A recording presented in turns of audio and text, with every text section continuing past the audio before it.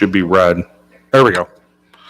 All right, we are kicking off the special meeting dated December 21st, 2022 at 6:35 p.m. Any additions or deletions to the agenda? No. No. Okay, perfect. Not for me. Any public comments on a agenda item? Public? Okay. All right, we're going to need a motion to approve the consent agenda then. Steve made the motion. Krista seconded. Steve, you said before I should ask what? Is there any other comment? Any further discussion? Any further discussion before we vote? All right, all in favor? Aye. Aye. Opposed? All right, passes. All right, can we get a motion to approve the meetings from the 12/7 meeting? I didn't see any issues, so moved. Well prepared. Support. All right, motion by Steve. Support. Any further discussion? All in favor? Aye. Aye. Opposed? All right, that passes by all. All right, new business for this meeting, and kind of why we're also making it happen is we need to reserve the family tradition band for the Heritage Festival. We're going to have a motion to approve the deposit for the band. The information already has been provided. And there's been a lot of back and forth on, conversation of where do we hold Heritage Fest, and that's still TBD. But I did have a conversation with Eric Glosser and Bernie Kalka from the Lions Club, and the Lions is committed to serve the alcohol for us wherever we put it. So, which is good. So, but we need a band to support them. So if somebody wants to make a motion, go ahead. I will make the motion to approve the deposit for Family Tradition Band. Sorry. Comment? Or fine. Okay. Perfect. All right. Holly made the motion. Support by Krista. Any further discussion? All in favor? Aye. Aye. Opposed? All right, that passes. All right, any public comments on non-agenda items? No? Well, this is a quick meeting. Much quicker than I expected. I know. Any boards, questions, or comments? Anything anybody wants to fill anybody in on? Well, I'm, as I'm sure everybody's aware, the village attorney rendered an opinion regarding the nepotism provision in the village charter, which prevent 1 to 2 prospective applicants because of relationship with council members. And I believe he flipped, because I believe when my daughter-in-law got booted off of DDA after sitting on it for 2 years, he said, it's a violation of nepotism clause. And this time when he looked at it, and he looked at it much more closely in terms of the precise wording in the village charter, which talks about if there's a relationship between a council member and the village official, then nepotism clause applies. However, he concluded that pursuant to charter, DDA bylaws, our ordinance, village ordinance, that DDA board members, whoever sits in the DDA is a member, not an official. Therefore, the nepotism clause doesn't apply. And so even if there's a relationship between a council member and an applicant to the DDA board, I can appoint that person. We'll probably have a fight. I fully expected Tim Dyke to say, and so we had a verbal tit-a-tat between us two, which we seem to enjoy. And we'll see where it goes. I think it has a good potential for passing, and I'm hoping I don't have to get into a verbal free-for-all, because I have the authority to appoint, and even if there's opposition, I'm appointing. But I have to ask for council ratification of my appointment. So that's on the table, and it's going to make things interesting. But we have potential for a couple of applicants who would really bring something good to the board, and so I'm hopeful, fingers crossed, and probably be on the next agenda. Okay. So, and I know our attorney, the DDA's attorney, also ruled on our end, on the DDA end, there is no issues. We don't have any clauses for that. So they kicked it back to the village charter and everything. And I know one of the applicants that tried before and basically was told, don't put an application in, was Bernie Kalka, right? What's the thought process? And I think it all comes down to appointed versus not appointed versus that. The hard part is the public doesn't, I don't think, get the difference between appointed and not appointed. They just see the figures there. So if Bernie was to apply here, and he's also, chair of the park board, is that going to be an issue as well? No, we fall within the category. And where Mike Gilder went off, not on the appointed language, that was Dyke's argument. And that was being word played. Where he went off on is the charter talks about a village official, and Gilder said, we're not, these board members, because I'm an exception to that, are not officials, we're members. And that was why he concluded that the nepotism clause in the village charter does not apply. Not official, you're not village officials, you are members and just members of a group, and therefore it's an exception to what's in the charter. And is that why Bernie could be chairman of the park board and Jackie could be on the village council, or was that a different rationale? Yeah, that is different. A couple of things. Could Bernie apply to be on this board? Yes, which could do a lot worse than getting Bernie. Obviously, heavy contributor to the community, good man. And the reason why I asked that is he was turned away before, and I just want to make sure. So there's another aspect to the question you just asked. Park board is an exception to that rule. I do not appoint park board members. It essentially is an autonomous entity. I have nothing to do with who gets on the park board. The park board sits there, and if somebody shows up and applies, and the park board says, you're on our park board, they make that decision. Me and the council have no say-so who sits on the park board. It makes things interesting, but there's all these little ins and outs, and yeah, that's why you need a lawyer for everything.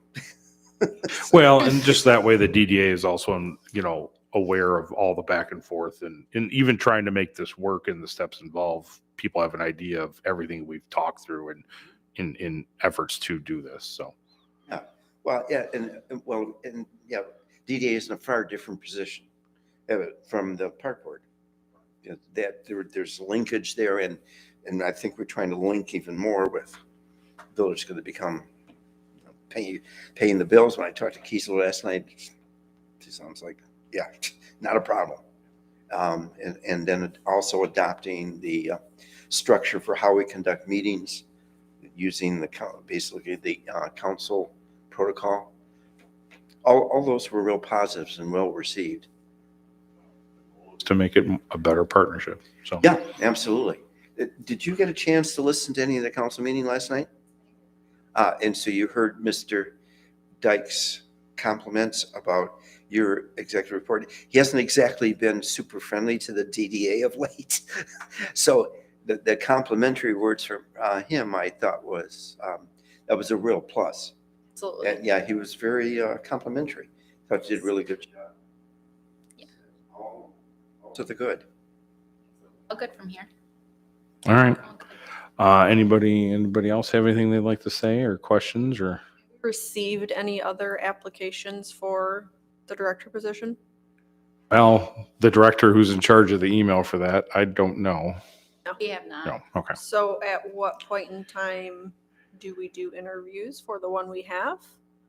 Well, I think that's something, it's not on the agenda, so we can't decide that tonight, but I think that's something we're going to have to put on the agenda for next meeting. And we're going to have to talk about what is our timeline? How do we do the interviews, the whole process?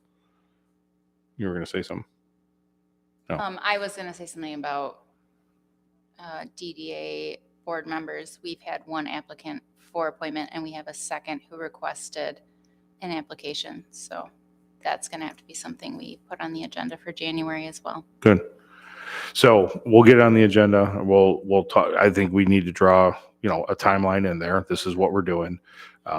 It is out there with Michigan Downtown Association, all of our stuff through the village. So, I mean, it is out in the public. So, It's on our website, it's on our Facebook. We've shared it, so.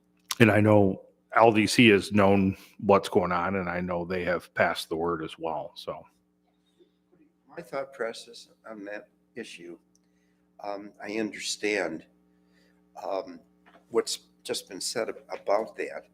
And if you set it apart, what's actually going on right now, okay, that makes sense.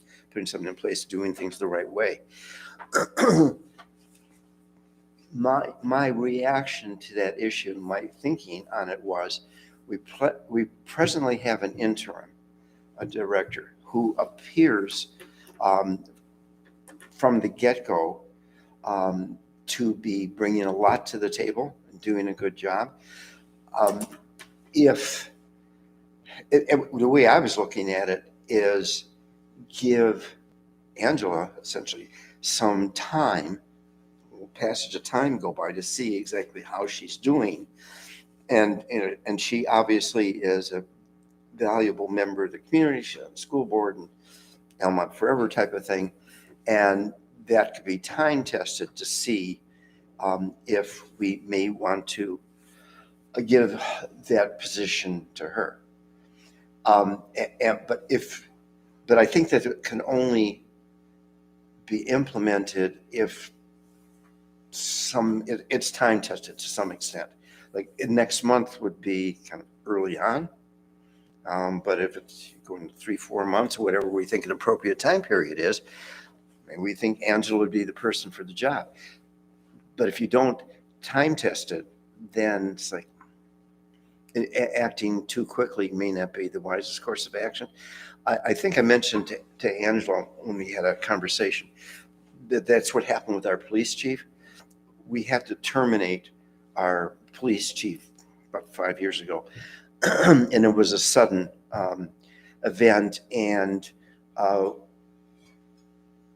we had 2 sergeants, and one of them had been removed from the force, and there was one left in place.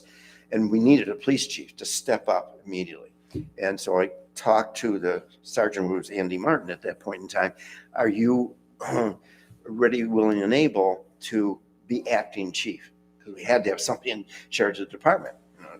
Police department is extremely important. And he said, sure. And I think that he sat in that position for 9 months. And we finally reached the point, it's like, this guy has done it. He's doing a really good job, and he's earned the position, and he's proved that he should be our police chief. And so it was time tested. I'm not saying this should necessarily be the same length of time, but he proved that who's the right person for the job. So that's just based on my previous experience, and I'm kind of thinking along the same lines. People on the board may not agree with me, but that was my thinking. I don't disagree with the thinking. When I said kind of put a timeline down, not necessarily next meeting, we need to make a decision, but set out 60, 90 days, whatever that is. The other thing we got to be cognizant of is she does have a couple of employers, right? The whole thought was we were doing this for 30 hours or maybe 40 hours or full time. And we don't want to string that along as she's also, working a couple other jobs, right? So that to me is a concern, and someone, has brought up concerns about, conflicts of interest and all this. And I want to make sure everything is completely transparent with whatever we're doing, right? And be fair to everybody. So especially somebody who's spending the time to do it. I mean, I know for the short time where I was trying to balance both, there's a lot to be had there if it's not your full-time job. So yeah, but I don't disagree. I mean, if the board does say, hey, let's time tense this for X amount of days while we're still looking for interviews, great, go from there. But And that's what my concern was, is we need more hours. There's lots of things that need to be done, lots of things we want to do. So that's only my concern with making a decision. Obviously, if we have no other applicants, I mean, that's a whole other thing, but she needs more hours if she's going to keep doing this. 10, I don't- 15's not going to cut it. right, No. I don't disagree with No. any of that Yeah. either. And the other thing we got to remember, and part of the role is it is a year by year contract. Now, I have been told that what we should do for consistency is possibly look at making that a 3-year revolving instead of an every year, just because of every year somebody's on the chopping block. What are they doing to make sure they're working on, instead of just working to try to protect their job, what are they doing to propel everything forward? And we want them thinking on how we're propelling everything forward instead of CYA. So those are the different things that we should really iron out as we're doing that. But all great comments. And this is come January, I think is going to be a busy meeting. So, which is good. That'll be all right. Well, good points though. Good Yeah. discussion. Yeah. Yeah. It's valuable. Anything from anybody else? All right. All I have to say is I hope everybody has a Merry Christmas and a safe New Year. And, Snowmageddon's coming. So hopefully everybody got their bread and water. 6 feet of snow. Yeah. Well, I did get alert from my cabin. 1 to 2 or more is what they said. So feet, not inches. So Yeah, right.